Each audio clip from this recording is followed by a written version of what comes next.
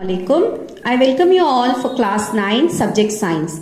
So we are going to continue our topic, that is the fundamental unit of life. As you can see here, this is a picture of nucleus. Nucleus is the main part of a cell. Nucleus has a double layer covering called nuclear membrane. Okay, the outer covering part is known as nuclear membrane. The nuclear membrane has pores.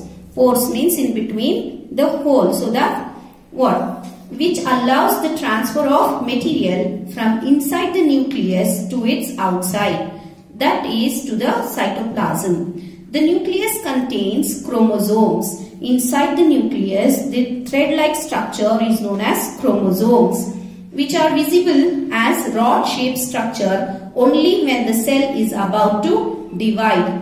Chromosome contains information for inheritance.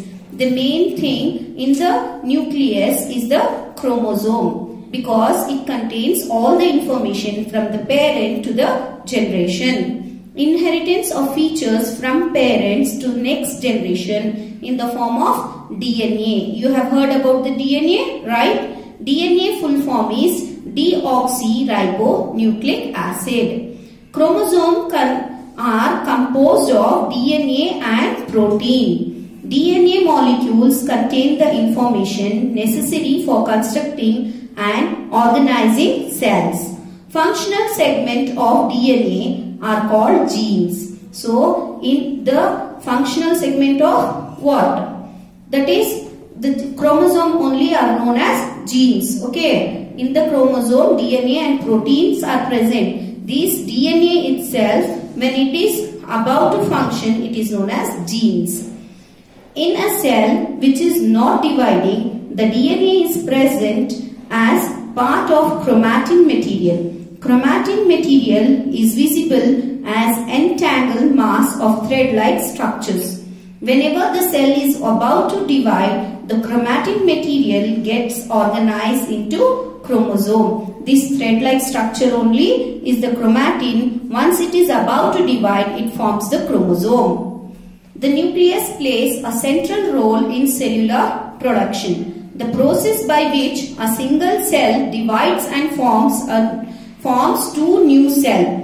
It also plays a crucial part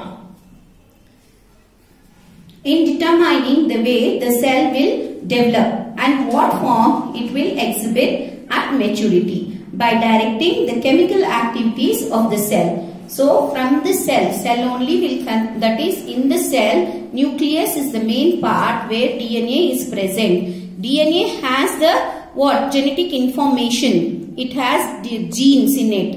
Once from here only the cell division starts. Understood? Okay, here the next, what it is, the prokaryotic cell and eukaryotic cell. There are two different types of cells, that is, pro means primitive. Pro means primitive. Primitive is nothing but the old. Old is where now old cells are present in the microscopic organisms. Okay, like small organism will have this prokaryotic cells. Prokaryotic means primitive cells, means old cells. It is not developed, still undeveloped. So this will be having in the small organisms. Then coming to the eukaryotic cell, that is the opposite. It is eukaryotic means new well developed cells are that is eukaryotic cell. The second difference here is generally small in size. Prokaryotic will be small in size, that is 1 to 10 nanometer. Here eukaryotic is generally large in size, that starts from 5 to 100 nanometers. That is, now how can we say it is a prokaryotic and eukaryotic? As I said you now, the nucleus is well developed in a cell, right? Now few cells where the nucleus is not developed well. Nuclear region is not well defined and it is known as nucleoid. Okay, it is known as nucleoid. But here it is eukaryotic cell has nuclear region well defined and surrounded by a nuclear membrane. Okay, that is the difference between prokaryotic cell and eukaryotic cell. Coming to prokaryotic cell, the chromosome single. Okay, chromosomes will carry the information, but it is only one in the prokaryotic cell. In the eukaryotic cell, it will be more than one chromosome. Then membrane bound cell organelles. Cell organelles are the parts of the cell inside the parts, that is different organs in a cell is known as cell organelles. These cell organelles are absent in prokaryotic cell. So here in the eukaryotic cell, membrane bounded cell organelles are present. Okay, in this, that is prokaryotic cells are not developed. It is small in size and it can be found only in the small organisms. Okay, the other hand, it is eukaryotic cell that is well developed, generally large in size, nuclear region is defined and then surrounded by membranes and cell organelles are present. That is eukaryotic cell. Example for this is here in fungi, bacteria, you can see prokaryotic cell. In multicellular organism, that is animals, human beings, they have eukaryotic cell. Okay, this is an animal cell. As you can see, in between is the nucleus. So surrounding are the cell organelles. In between the nucleus and cell organelles, there is a jelly-like structure. It is known as cytoplasm. What is it known as? Cytoplasm.